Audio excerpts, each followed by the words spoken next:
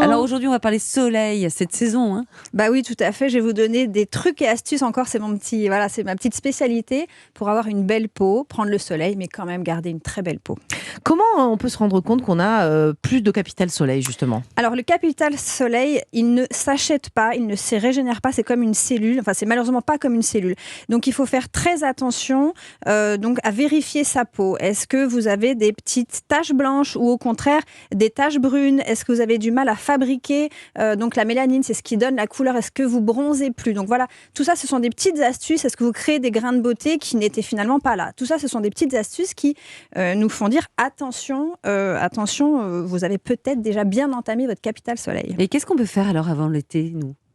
Alors, qu'est-ce qu'on peut faire avant l'été ? Déjà, il faut faire attention parce que tout simplement, on sait que soleil égale vieillissement de la peau. On est d'accord ? Donc, une peau qui commence à vieillir, c'est une peau qui est déshydratée, une peau qui peut faire des taches d'hyperpigmentation, qui se flétrit, qui raidit, qui se ride. Ou au contraire, les peaux très épaisses, cette peau un peu burinée, on exactement, dit, hein, avec des rides profondes.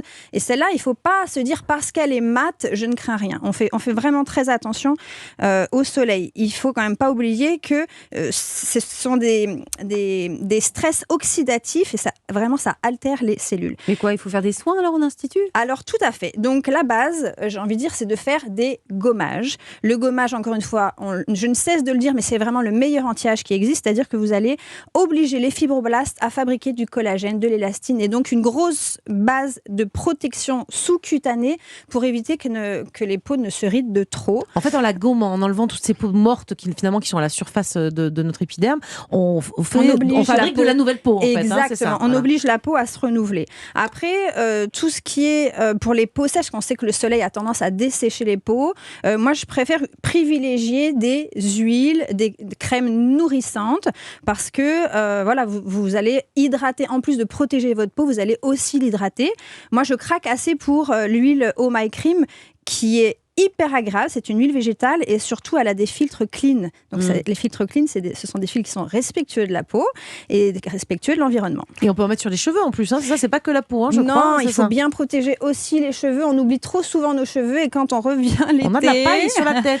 On a la paille sur la tête, on a la couleur qui vire et ça devient vraiment, il faut tout couper à la rentrée. Je pars déjà avec de la paille avant tout. l'été, donc il va falloir faire quelque chose, je pense. Si on est sportif, Maud, les crèmes et les huiles, c'est pas top par contre. Hein. Eh ben non, parce qu'effectivement, si vous êtes une championne ou un champion de planche à voile et que vous mettez des corps gras sur vous, vous allez vous retrouver un peu en baleine échouée, donc ça serait très dommage. Il faut savoir, il y a trop de personnes qui ne savent pas qu'il existe des brumes invisibles du sportif. Ça se trouve, généralement, c'est souvent nommé comme ça, la brume du sportif. J'en ai jamais eu, moi, Julia, et vous, de la brume du sportif Jamais de ma vie, je vois pas de quoi en parler. Alors, c'est absolument génial.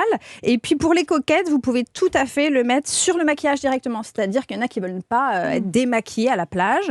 Donc, sachez qu'il existe aussi des brumes à mettre sur le visage. Indice 50, toujours, c'est la base. Mais alors, comment on fait pour se repérer parmi les milliers de crèmes solaires qui sont sur le marché ? A priori, on imagine qu'on est bien protégé, mais c'est pas forcément le cas. Oui, parce que l'efficacité n'est pas la seule exigence.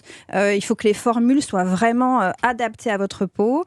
Et on retrouve encore trop de conservateurs ou de filtres qui sont suspectés comme étant des perturbateurs endocriniens. Donc, je voulais vraiment refaire un petit point là-dessus. C'est quand même important de faire attention à ce que l'on met sur la peau. Moi, il me reste une bonne crème que j'ai depuis 3 ans dans les placards. Vous la jetez, on est d'accord. Est-ce que je peux l'utiliser encore ? Alors, il faut savoir que 57... C'est la mienne, pas celle de mes enfants. Celle-là, je la change chaque année. Oh, bah oui, quand même. Il faut savoir quand même que 57% des utilisateurs de crème solaire la réutilisent d'une année sur l'autre, mais il faut savoir que les filtres solaires... C'est Cécile qui est à côté de vous, elle levait la main. Non, mais les filtres solaires, ils se dégradent très très vite au contact de l'extérieur, donc vous avez l'impression de vous protéger, mais malheureusement, ce n'est pas le cas. Et pire, quand elle a une petite odeur suspecte, c'est qu'elle a vraiment tourné, et là, vous pouvez vraiment... c'est pas terrible. Si elle pue, je la mets pas quand même. Ça va pas exagérer.